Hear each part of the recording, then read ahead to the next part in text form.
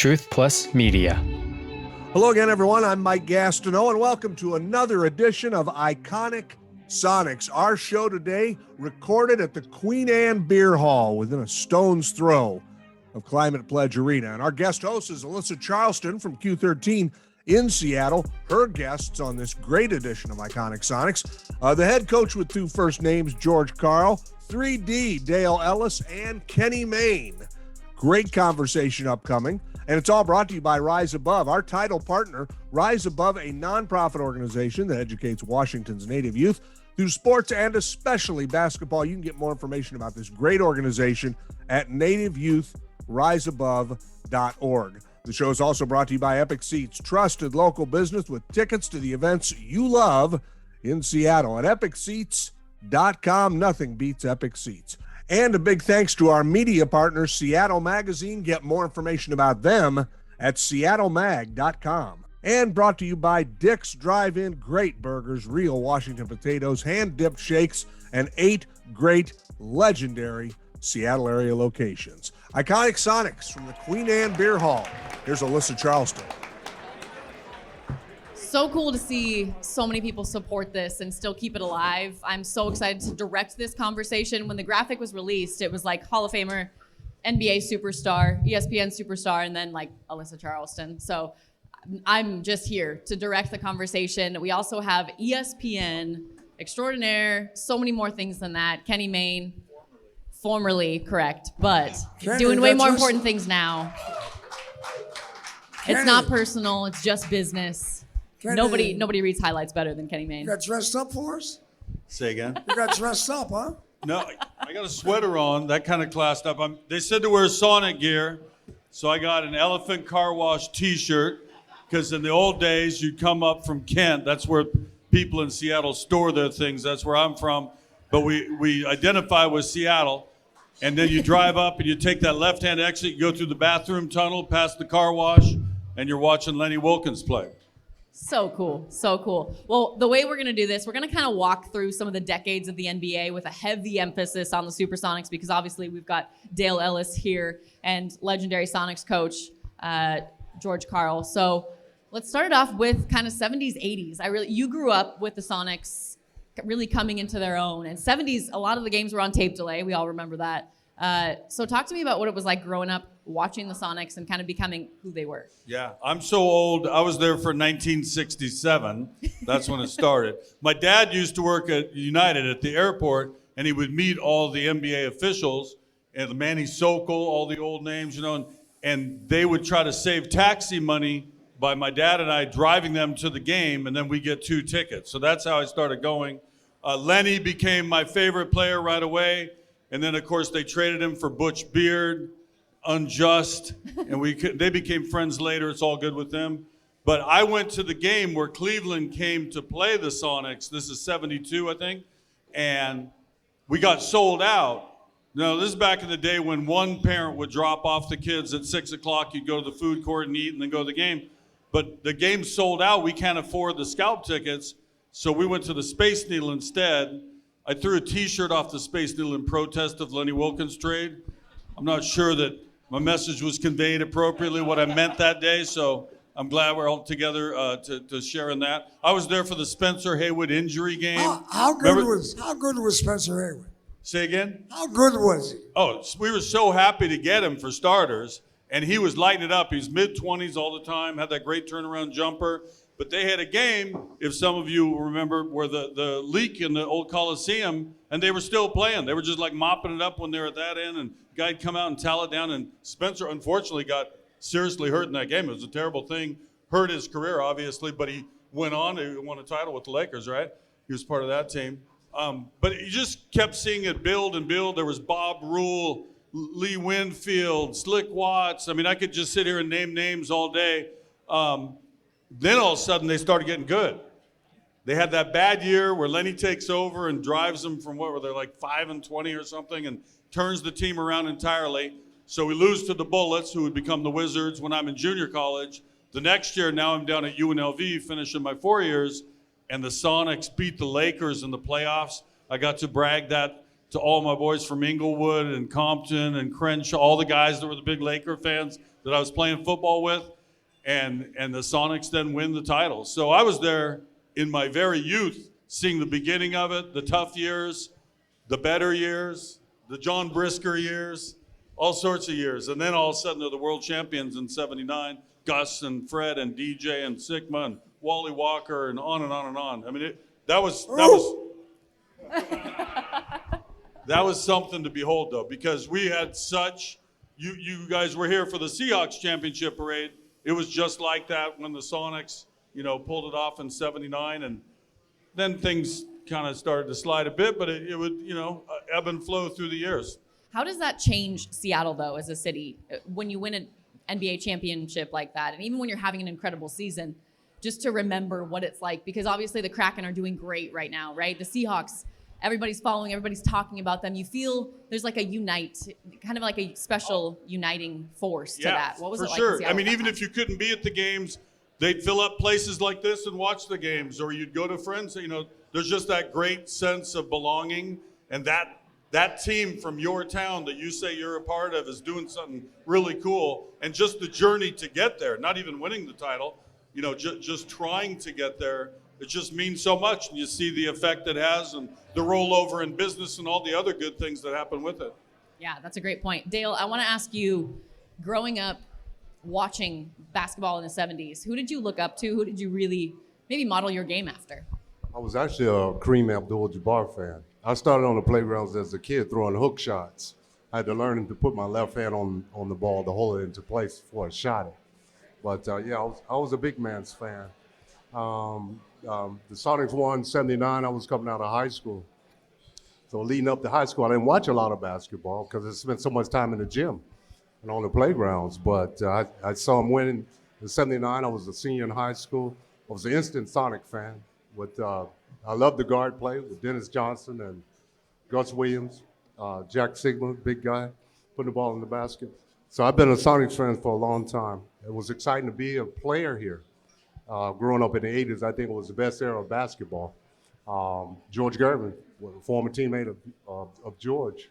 I got a chance to work with George a little bit, but when during the playoffs with the Lakers and the Celtics going back and forth with one another, I mean, that was an exciting time for me. Really, the 80s, a lot of people do talk about how those were some of the best years of basketball. I'm curious from your perspective, because defense was like aggravated assault back in the 80s, a little bit into the 90s too, and now they've changed the rules a little bit. Did you enjoy watching and eventually coaching a little bit in the 80s? Well, the game today is totally different than the game in the 80s and the 90s. The biggest change is the power of the three-point shot. Now we have teams shooting 40, 50 threes a game. That wasn't heard of back then, even though I love the three ball. I think what's going on in the game today is a little crazy. But in the 80s and 90s, it was more about defense. The best teams were the best defensive teams. We had more wrestling matches than they have now. They dance, they dance now. They don't wrestle like we used to. And I'm not saying the game, what generation of the game is best. I actually think the 70s was kind of where basketball was going down. And then in the late 70s, I believe it started with the ABA-NBA merger. When the ABA merged with the NBA and Julius and Gervin and Dennis and Bobby Jones and David Thompson and Artis Gilmore, all these guys became first-round draft picks into the NBA. In 1 year, the NBA was integrated from 50 African-American players to over 100 African players because of the ABA. I played it with the Spurs back then, and we lost to Washington in a game 7, the year they beat you all. We could have won that. We were the better team. And the conspiracy theory is the NBA did not want an ABA team to win the NBA championship in the second year of the merger. That's where I stand. I'm an ABA guy. I'm sorry, can I ask a question? What are you guys talking about there that's better than George, Karl, and Dale Ellis? Tell him, Kenny. Just trying to help. I've worked in unruly rooms before. Other people on our side could go back and just like turn the volume down on folks. People, I tried. Fantastic. Okay, I made the effort. We'll just talk louder. Talk real loud. Oh, you want me to talk louder? My head and neck cancer doesn't let me talk loud all the time anymore. My players never asked me to talk louder. I just think the 70s was basketball was going down. The ABA-NBA merger happened. And then two guys named Larry Bird and Magic came into the game. And then a couple years later, Michael came into the game. And since the early 80s, the NBA has gone, wow. I mean, the money is unbelievable. There's a collective bargaining agreement coming up that's going to be in the billions of dollars. And then the TV contract's coming up a year later. Those two things are really important to Seattle because once they're over, then they'll talk about merger. Yeah. And I'm just really excited about bringing Seattle basketball back to Seattle. And I want you to know, the NBA fans in Seattle are so dedicated, so loyal to the Sonics. It's amazing. It's almost like the Sonics has never left. We all still want them back. And I'm just really optimistic that the NBA is going to do the right thing and get us back in playing basketball here in Seattle. We are going to talk more about that optimism, so that's coming up. It's coming back. There are too many people that love NBA basketball and the Sonics not to. I want to ask one last question to Dale real quick before we go to break in the podcast. Dale, we talked about the three-pointer being incorporated into the game. I don't know if you guys knew this, but Dale Ellis has a better three-point percentage career than Reggie Miller. Guy was 40.3% from beyond the arc. Ended his career as the second leading career three-pointers made. That's incredible. Dale, talk to me about the three game, because once you were traded to the Sonics in 1986, you went from averaging 7 points a game to 24.9 points a game in that year. How big was the three for you and just the freedom to shoot? Well, I believe the three-point line came in from the ABA, right? Into the NBA. The ABA brought the slam dunk, halftime entertainment, Yeah. three-point shot, the black athlete, the speed and quickness of the flow of the game was faster. The All-Star Game celebration, all those things kind of started in the ABA. Right. I mean, the ABA had to try to sell tickets. Mm-hmm. So they got into the entertainment business a little bit more, and now the NBA has followed. The three-point shot, no one thought it was going to work. The first couple of years, I think it was 3 years, they didn't have it when we merged, they didn't have it. They put it back in. What I want back in is the red, white, and blue ball. Right. I think we should have the red, white, and blue ball back just for the ABA days. Yeah, I came in the league in '83, and I believe that three-point line, they were using it maybe 2 years before I came in. So you were shooting the three-pointer at the end of a half, going to the locker room up, or a desperation shot, or to win a game. So it wasn't designed throughout the plays. Coach would run call plays to shoot threes. But when I came into Dallas, Dick Motta actually would call a play for me to shoot a three just to get me into the game right away. I didn't get the opportunity I wanted in Seattle. I mean, in Dallas, but came to Seattle, was the best thing ever happened to me. I was given the opportunity right away. I moved from a forward to a guard position, and Bernie Bickerstaff told me to shoot the ball. Said, let it go, So I changed my game around, and I had players, teammates actually sacrifice their game to help me get involved. I distinctly remember interviewing Bernie. I loved his years too. We were talking about the early years and the title. That next decade was still pretty good. Very competitive playoff teams, and it kind of set the table for what would happen right after in the 90s, almost winning it again. But I remember you had one game, I can't remember what your stats they weren't your normal, and I asked Bernie, was there anything wrong, something different? And he just said, shooters shoot.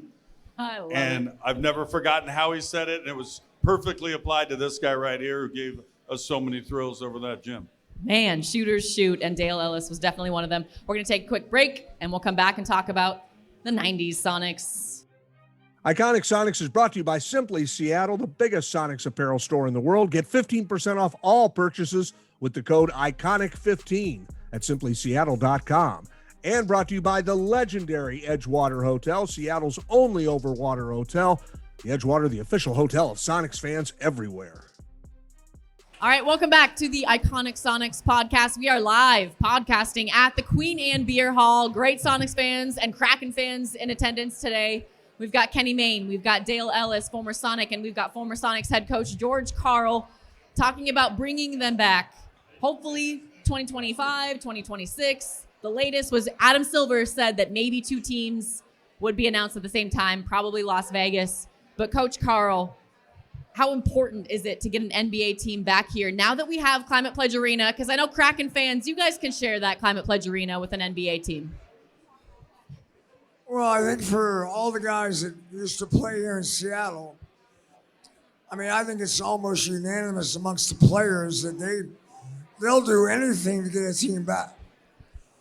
Unfortunately, the NBA has got some financial contracts that got to be negotiated. Collective bargaining agreement is coming up. TV contract is coming up. And merger talk is coming up. My gut says the merger is going to be third on that list before a decision. And I want you to know, fans, whatever you're doing, keep doing it. Because the streets of Seattle are being heard in New York. They know what's going on here.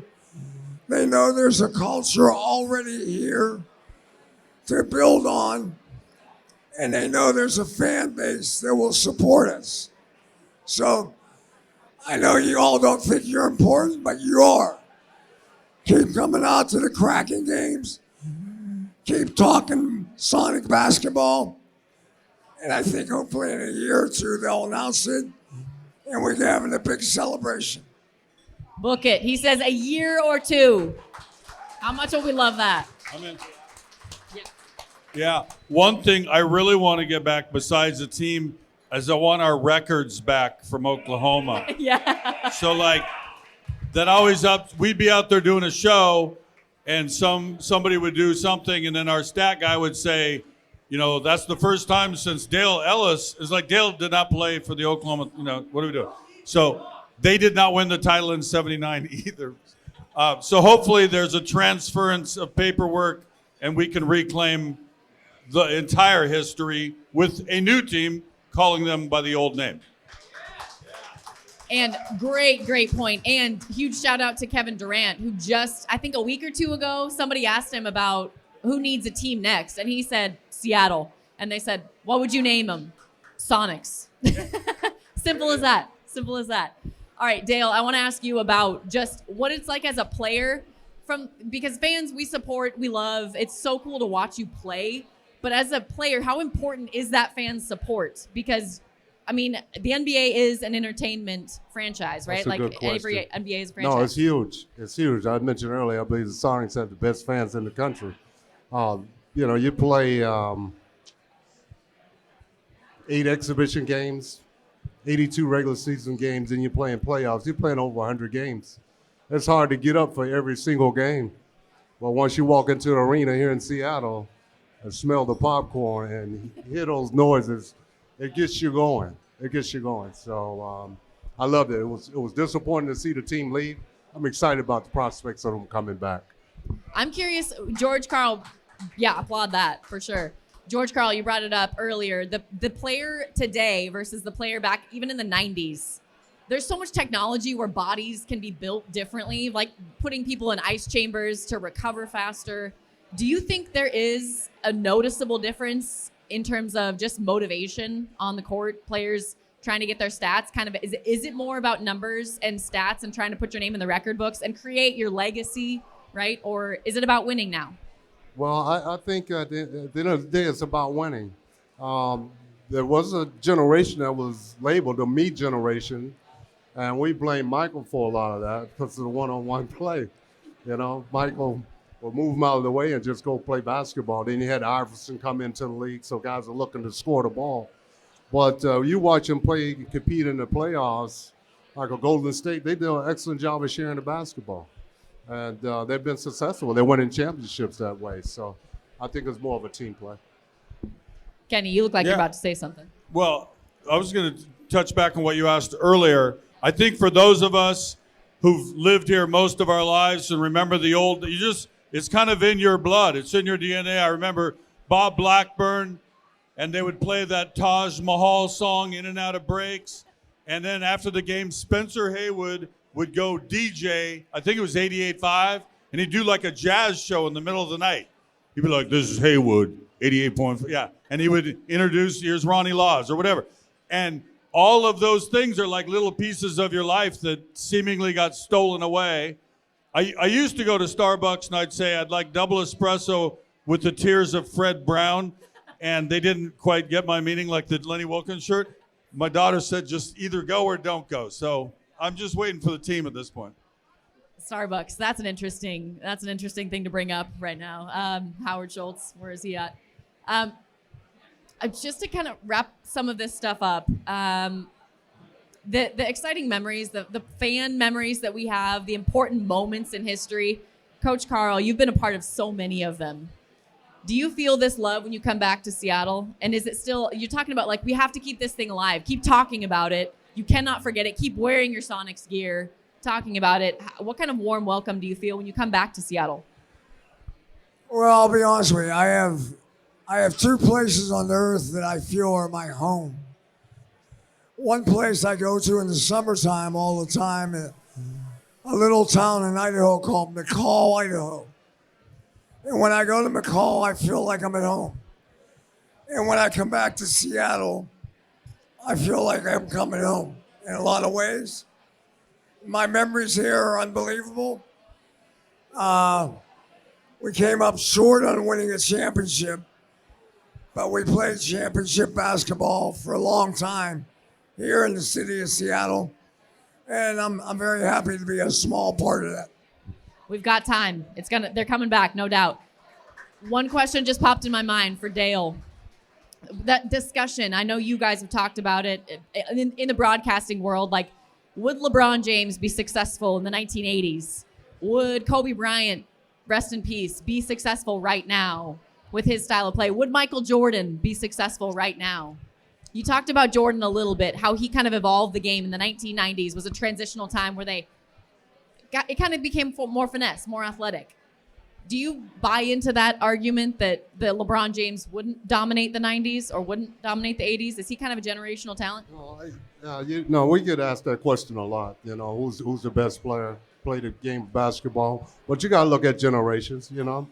I didn't get a chance to see Bill Russell play basketball, so how can I say Michael's the best? In my mind, he is. You know, I haven't seen anybody like Michael. I've seen the guys after Michael play basketball, but I'll never put him in the same category. The game is totally different. If Michael was playing now, he would average 50 points a game easily. I mean, it's just that simple because you can't touch him. You can't put your hands on him with the rules. So I like to keep it like this. Generation after generation, who's the best in that generation? And even when Kobe was playing, I thought Kobe was the best player in the NBA at that time, not LeBron. It's just my opinion. Like Kobe over LeBron. Book it. I think it's what George said earlier about winners stand out in any era, right? Kareem Abdul-Jabbar, winner, high school, college, Olympics, everything, right? And Michael Jordan, obviously, you know, in that league or very much at the top of that. Winners find a way to win. So no matter the style of the game that's being played in whatever era we're talking about, there's certain athletes, Bill Russell, you know, how many championships did he win? So they're going to win in whatever year they were born. So important. Bill Russell, former Sonics head coach, also a legend here. To wrap this thing up, can you just imagine, Kenny, put some words. You're an artist with your words, right? Everybody agrees with that, artist with his words. What would it be like to watch a Sonics game in Climate Pledge Arena? I mean, I get like kind of goosebumps thinking about it. What would it be like? When you said that, this time I would bring enough money to buy from scalpers, or I'd lean on somebody. I'd find a way in for that, because do you remember when Kevin came out a couple years ago? Steve Kerr was there. I forget, was that 2019 maybe? And he comes out in the Sonics, like just the feeling, the electricity, and the build up to it. We'd be talking about it forever, and just the moment when they actually walked out, the place would go insane. So that's a moment worth waiting for. I just hope we don't have to wait too much longer. I don't think we will. It's like those Space Jam vibes. But Space Jam, there's no movie that gets me like more pumped up than Space Jam. Just everything when it gets going, the music, all of that. Well, I want to give a big thank you to Kenny Mayne, to Dale Ellis, to Coach George Karl. The Sonics, they are coming back. We got to keep talking about it. We so appreciate all of you guys here listening. Go to the Kraken games, support the Kraken. And we're going to wrap this up here from the Queen Anne Beer Hall. Thank you guys so much for joining us, and we'll talk to you next time. Thank you, Seattle. That's it for another exciting edition of Iconic Sonics. Great show from the Queen Anne Beer Hall. Our thanks to all of the sponsors who support Iconic Sonics. You can get more information about all of our sponsors at iconicsonics.com. You can get more information on all of our shows, the ones we've done and the ones that are upcoming, at iconicsonics.com. We'll see you next time on Iconic Sonics.